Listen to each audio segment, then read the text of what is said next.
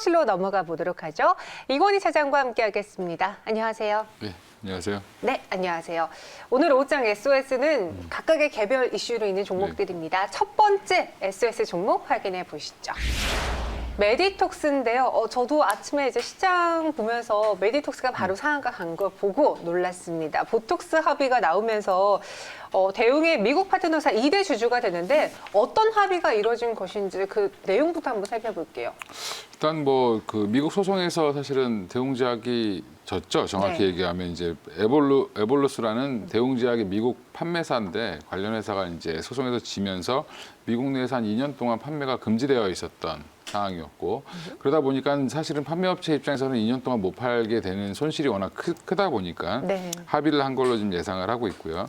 그래서 합의 내용을 보면 좀 재밌는 게 그 파트너사 대웅제약의 파트너사인 에볼루스의 지분을 거의 뭐 무상 취득하다시피 해서 16.7%로 이제 그 메디톡스가 취득을 하게 됐고, 네. 그 다음에 이제 메디톡스랑 엘러건한테 한 2년간 380억 금액 정도의 합의금과 그 다음에 로열티를 지급하는 조건, 로열티는 한 10%대 초반 정도로 예상을 하고 있고요. 그리고 이제 미국 관련된 얘기고, 그 다음에 그 외에 이제 여타 국가의 에볼루스가 팔았을 때는 메디톡스한테 한 10%대 초반 정도의 로열티를 주는 걸로 지금 합의가 된 걸로 나왔습니다. 네, 이 로열티 지급 조건으로 나보타 판매가 가능해지니까 이제 메디톡스의 경우에도 악재 해소로 보면서 투자자들이 매수하고 있는데 그럼 여기에 메디톡스를 둘러싸고 있는 그간의 모든 악재들은 다 해소가 된 건지 더불어서 오늘 대웅제약도 상승하더라고요. 같이 시너지 효과를 낼 수 있을까요? 근데 아직 국내 문제가 좀 남아 있고요. 네. 국내에서는 소송이 아직 취하가 안 됐고 그리고 여전히 국내에는 지금 메디톡스도 보면 식약처에서 제재를 많이 받고 있는 상황이어서 네. 그런 부분들은 여전히 좀 악재로 남아 있다라고 보시면 될 것 같고요. 완전한 해소는 아니다. 근데 주로 이제 네. 시장이 큰 미국이랑 뭐 그 여타 국가 관련돼서 이제 어느 정도 소송이 합의가 되면서 나보타 관련된 문제는 좀 해소가 됐다라고 보시면 될 것 같고요. 뭐 여전히 근데 국내 관련된 그 메디톡스 자체의 문제라든지 아니면 대웅제약과의 국내 소송 관련된 문제는 아직 좀 합의가 안 됐기 때문에 이것까지 마무리된다라고 하면 뭐 좀 더 업사이드가 있지 않겠나 싶은데 아직은 좀 지켜봐야 되지 않겠나 싶습니다. 네, 주가가 단순히 이제 10만 원 선에서 20만 원 선 부근까지 상한가로 올라왔어요. 여기서 이제 내일장에도 추가적인 갭상승이 나온다면은 최근의 하락을 거의 다 만회할 것으로 보여지는데 앞으로 어떻게 전략을 세워야 될지 특히 보유자분들 지금 상한가니까 보유자분들 입장에서 세워볼게요. 일단 뭐 소송과 이런 것들까지 감안해서 봤을 때 굉장히 많이 빠졌죠. 사실은 메디톡스가 최고가가 한 74만 원대였으니까 네. 지금은 사실 엄청 많이 빠져 있다. 지금 월봉을 지금 펴놨는데 뭐 적정 주가는 뭐 문제가 어느 정도 해소된다라고 하면 뭐 40만 원 선까지도 충분히 가능하지 않겠나 싶은데 지금 단기적으로는 뭐 여러 가지 이제 이 나보타 소송이 해결됐다라는 부분 정도까지 반영을 한다라고 하면 25만 원에서 30만 원 사이까지는 반등이 나올 가능성이 높다라고 보고 있고요. 이제 국내 판매 허가 문제가 좀 해결이 된다라고 하면 업사이드가 한 40만 원까지도 가지 않겠나 이렇게 보고 있습니다. 뭐 회사가 워낙 뭐 탄탄하고 좋은 회사인데 사실 여러 가지 이제 문제에 좀 휘둘리면서 사실 지금 작년 연초 가격보다도 오히려 지금 주가가 못 올라와 있는 상황이기 때문에 네. 그 정도 가격이 한 28만 원 정도 선이니까 25만 원 정도까지는 가볍게 상승하지 않겠나 이렇게 보고 있습니다. 일단은 25만 원의 목표 주가를 제시해 드렸습니다. 메디톡스 그래도 보톡스 합의 때문에 상한가를 들어오면서 투자자분들의 걱정을 한시름 덜었고요. 이어서 두 번째 상황실로 넘어가 보겠습니다.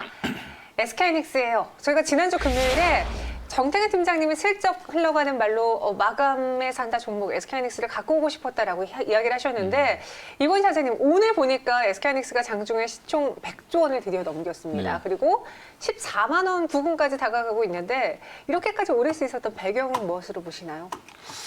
일단 뭐 지금 전망이 워낙 좋다라고 보시면 될 것 같고요. 네. 뭐 디램 가격이나 뭐 그다음 랜드 지금 이제 인텔의 랜드 사업부를 작년에 인수를 했죠. 예, 그리고 결국에는 그런 사업 부분이 이제 턴어라운드 할 거다라는 그런 기대감이 좀 높아지고 있는 상황이고 지금 보시면 뭐 외국인과 기관의 수급도 굉장히 좋은 상황이고 지금 단기적으로는 삼성전자보다는 SK하이닉스가 더 매력적으로 보이는 상황이기 때문에 뭐 삼성전자보다는 하이닉스로 조금 약간 몰리는 그런 현상도 좀 나왔다라고 보시면 될 것 같습니다. 항상 이제 좀 SK하이닉스 같은 경우는 PBR 밴드가 좀 많이 갇혀 있었던 상황이었거든요. 이제 PER로 계산하는 게 아니라 뭐 PBR로 청산 가치로 계산했을 때 뭐 1.5배, 뭐 1.8배 뭐 이렇게까지밖에 안 받기 때문에 네. 사실은 이제 이게 뭐 3위 업체인 마이크론에 비해서도 굉장히 저평가되어 있는 상황이고 그런 것들을 좀 뭐 물론 시장이 다르기 때문에 그렇게 보는 경향도 있지만 단기적으로 지금 뭐 디램 가격이 계속 상승 추세에 있고 그다음에 또 뭐 랜드 사업부도 이제 자리를 잡게 된다라고 하면 하이닉스 입장에서 당분간 나쁠 게 없다라고 보시는 게 맞을 것 같습니다. 근데 궁금한 게요. 지금 SK하이닉스의 상승 배경에는 업황 호조, 또 디램가가 생각보다 빠르게 움직이고 있다. 이런 호조 때문, 호소식 때문이잖아요. 네. 근데 방금 은님께서도 말씀하신 것처럼 왜 그런데 삼성전자는 안 가며 왜 그런데 중소형주 안에서 반도체주를 오늘장에는 서로 다른 모습 보여줄까? 이게 좀 답답했거든요. 근데 삼성전자를 보시면 지금 뭐 SK 하이닉스 주가가 13만 원대고 삼성전자가 8만 원대니까 가격만 보면은 뭐 되게 네. 그럴 것 같지만 최근의 흐름을 지금 보면 최근 흐름이 뭐 삼성전자가 9만 원에서 많이 조정을 받는 이유는 약간 지수 영향도 있지만 종목으로 봤을 때는 뭐 좀 악재도 있었죠. 이제 비메모리 관련된 사업부가 좀 주목을 많이 받았었는데 생각보다 수율이 좀 안 나왔던 부분 그런 것들이 좀 그리고 이제 삼성전자 휴대폰 같은 경우 생각보다 그러니까 화웨이의 대체 효과를 볼 거라고 생각했는데 보지 못했던 부분들 그런 것들이 좀 가미돼서 삼성전자를 좀 약간 누르는 모양이 좀 나오고 있는 것 같고요. 삼성전자보다는 좀 빠른 이제 단기적으로 디램의 영향을 제일 많이 받는 SK하이닉스에 오히려 지금 뭐 투자자들은 조금 더 투자를 하는 모습이다라고 보시면 될 것 같습니다. 뭐 최근에 그리고 중소형주 반도체 관련돼서도 뭐 얘기가 나오는데 반도체 관련주들 지금 굉장히 많이 올랐습니다. 사실 중소형주, 그러니까 삼성전자랑 하이닉스가 쉬는 동안에 네. 중소형주 반도체들 보면 거의 뭐 장비주들 같은 경우는 2배에서 뭐 3배까지 올라간 종목들도 있고 그다음에 소재주들이라든지 이런 종목들도 거의 2배 이상 올라갔기 때문에 바닥에서 결국에는 최근에 반도체 섹터들을 보면 대형주가 먼저 가고 중소형주가 따라가는 모습이고 그 외에 이제 또 이제 한 번 더 대형주가 올라가는 모습이 나오기 때문에 제가 볼 때는 뭐 순차적으로 서로 이제 쉬어가면서 올라가는 그런 모습이 나오지 않겠나 싶습니다. 서로 쉬어가는 패턴을 하나씩 이제 나눠 가지면서 네. 반도체 안에서도 다 같이 가는 것보다는 그 안에서 바톤 이어받게 하면 순환매가 나올 것이다. 이번의 사례는 아마 SK하이닉스였던 것 같고요. 그럼 여기서 따라가야 될까요? 왜냐면 말씀하신 것처럼 삼성전자는 지금 8만 원대긴 하지만 최근에 10만 원을 넘겼잖아요. 그러니까 이제 SK하이닉스도 그만큼 가지 않을까 싶은 생각이 있어요.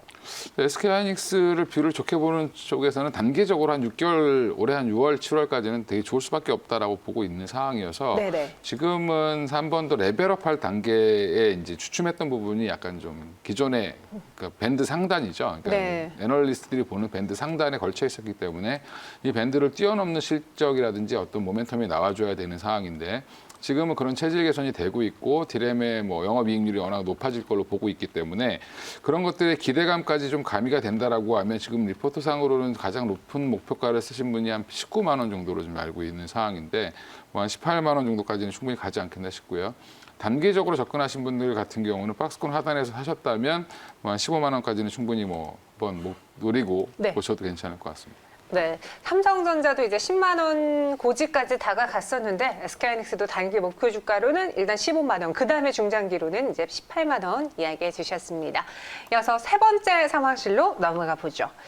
이번에는 캔코아 에어로스페이스예요. 신고가를 경신했는데 그 전에 돌아가면 저희가 우주항공 산업 때문에 하나그룹주 이야기를 했었고 최근에는 LP위성이 주인공이었는데 여기에 캔코아 에어로스페이스까지 올라왔습니다. 보니까 미국의 블루 오리진 차세대 로켓 엔진 제조 사업 참여 소식 때문인데 이 내용을 좀 저희가 해석해 봐야겠네요.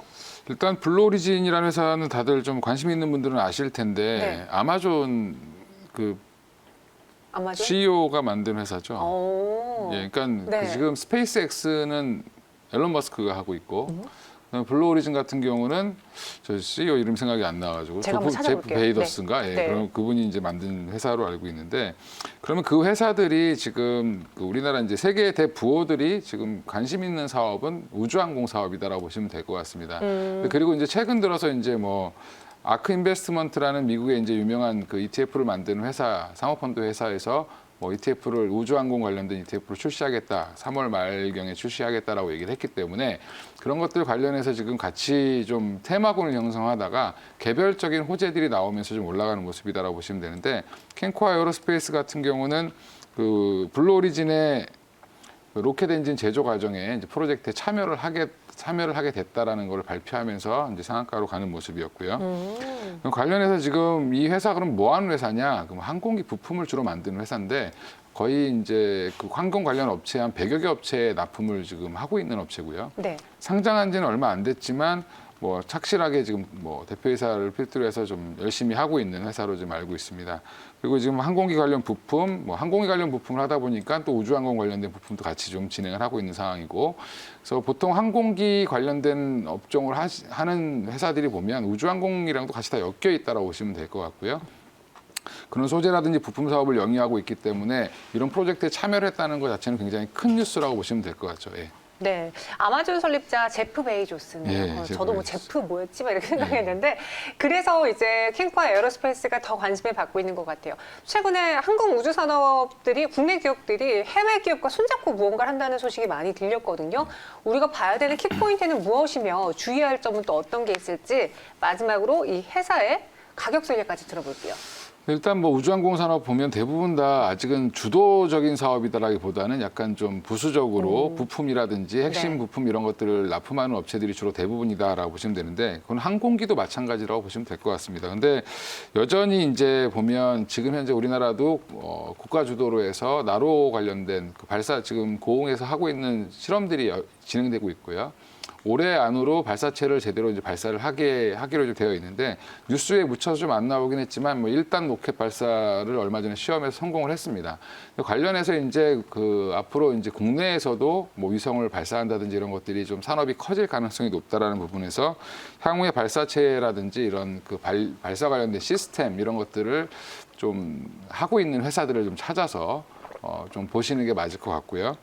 관련해서 이제 이쪽 산업은 이제 막 성장하는 우리나라 입장에서 이제 막 성장하는 산업에 들어간다라고 보시면 될 것 같고 주가가 너무 과도하게 움직일 때는 조금 쫓아가시는 건 좀 무리일 것 같고요. 오히려 좀 조정이 나온다든지 기업 내용을 조금 더 공부를 하셔서 접근하시는 게 맞을 것 같습니다.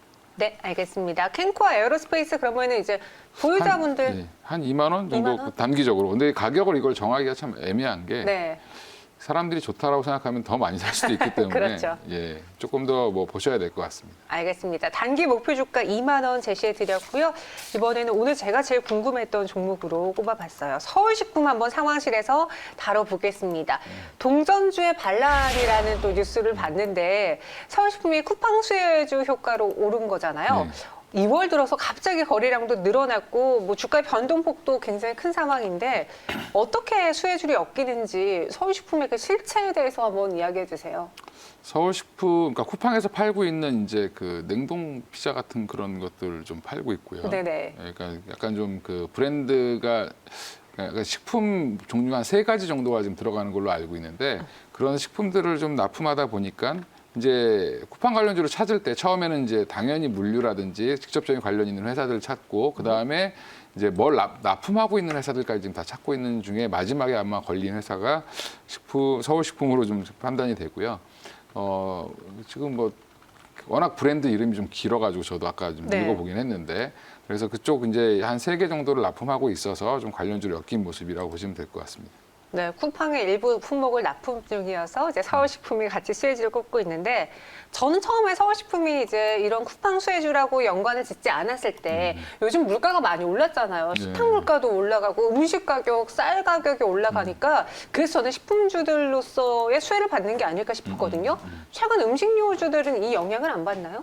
최근 음식료주들이 생각보다 그닥 좋지는 않습니다. 네. 예, 좋지 않은 이유가 결국에 이제 지금 다들 아시다시피 전 세계적으로 곡물 가격이 굉장히 올라가고 있는 상황이고, 네. 뭐 기상 이변이라든지 뭐 그다음에 이제 대체 투자 이런 걸로 해서 많이 지금 올라가고 있는 모습인데 그렇다 보면은 결국에는 이게 물가가 그 원재료 가격이 가격에 반영이 돼야 되는데 오히려 이제 원재료 가격은 올라가고 있는데 제품 가격은 지금 못 올리고 있는 상황이다 보니까 오히려 이제 수익률이 떨어지는 그런 모습이다라고 보시면 될 것 같고요. 그래서 오히려 지금 주가가 좀 안 좋은 이유가 그렇다고 보시면 될 것 같습니다. 이제 뭐 유가처럼 바로바로 반영을 좀 할 수 있는 상황이면 괜찮은데 사실은 라면 가격을 뭐 매일매일 바꿀 수는 없기 때문에 네. 뭐 그런 거라고 보시면 될 것 같고요. 원재료 가격 상승분을 가격 상승에 뭐 제품 가격 상승에 바로 이제 어떻게 반영을 해주느냐 여부가 주가의 뭐 향방을 정할 거다라고 보고 있습니다. 그래서 만약에 뭐 가격이 식품 가격을 올린다는 뉴스가 나오면 관련주들이 좀 움직이지 않겠나 이렇게 보고 있습니다.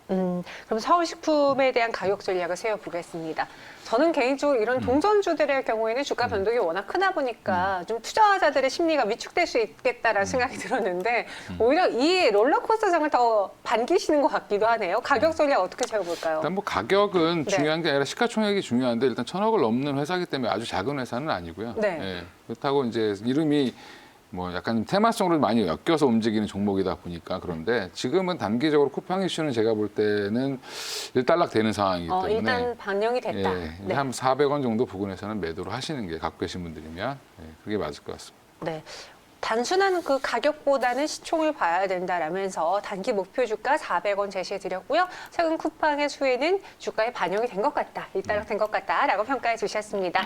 오늘의 상황실 종목 잘 참고해 보시고 지금까지 이건희 차장과 함께했습니다. 고맙습니다. 예, 감사합니다.